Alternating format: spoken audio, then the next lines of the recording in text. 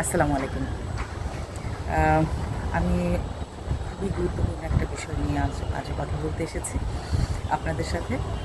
তবে আজকে কিন্তু কৌতুক করে কোনো গুরুত্বপূর্ণ কথা না।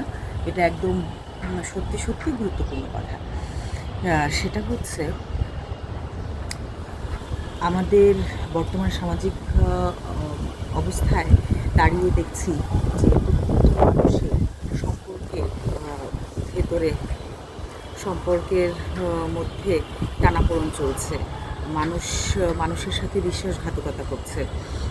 সন্তান বাবা মার সাথে, বাবা মা সন্তানের সাথে, প্রেমিক প্রেমিকার সাথে, প্রেমিকা প্রেমিকের সাথে, স্বামী স্ত্রীর সাথে, স্ত্রী স্বামীর সাথে সম্পর্কের বিশ্বাসের ভিতটা আগের মতো মজবুত নেই।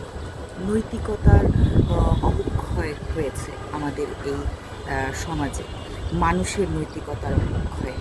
তো আমি এক্ষেত্রে মানুষকে ভালোবাসার পরিবর্তে মানুষ এখন মানুষের প্রতি বিশ্বাস হারিয়ে পশুপালনের দিকে ঝুঁকে পড়ছে।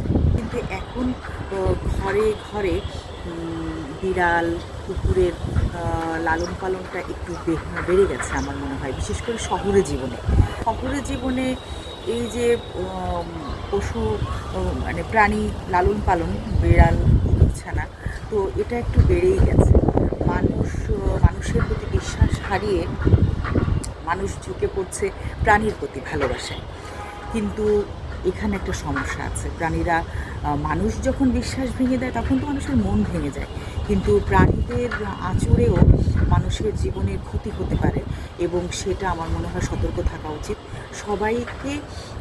প্রাণীকে টিকা এবং প্রাণীর প্রতি, নিজের সন্তানের প্রতি যতটা যত্নশীল হবেন, প্রাণীকেও টিকা দিয়ে ঠিক ততটাই যত্নের সাথে আপনার প্রাণীকে টিকা দিন, এবং প্রাণীকে সুস্থ সুন্দর রাখার ব্যবস্থা করবেন নিশ্চয়ই।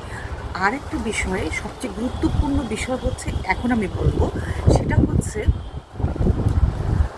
আপনার প্রাণীটি যখন আপনাকে আঁচড় দিবে বা কামড় দিবে, সেটা যেখানেরই হোক, ঢাকা হোক বা ঢাকার বাইরে হোক বা যেখানেই হোক, সেখান থেকে আপনারা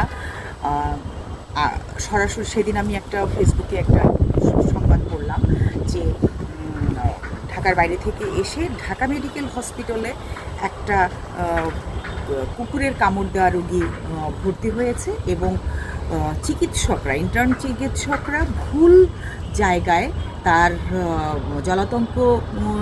জলাতঙ্কের ইঞ্জেকশন দেওয়ার জন্যে উনি মারা গেছে, মানে বাচ্চাটা মারা গেছে, ছেলে বাচ্চাটা, এবং তার মা হাউমাউ করে কাঁদছে।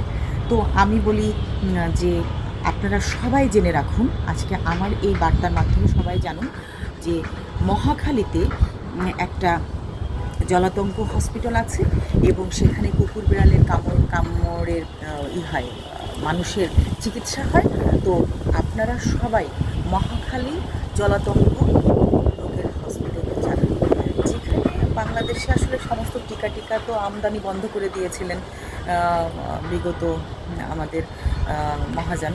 তো আমার কাছে মনে হয় যে সেই ক্ষেত্রে আমাদের তো ধৈর্যশীল হতেই হবে এসব ব্যাপারে।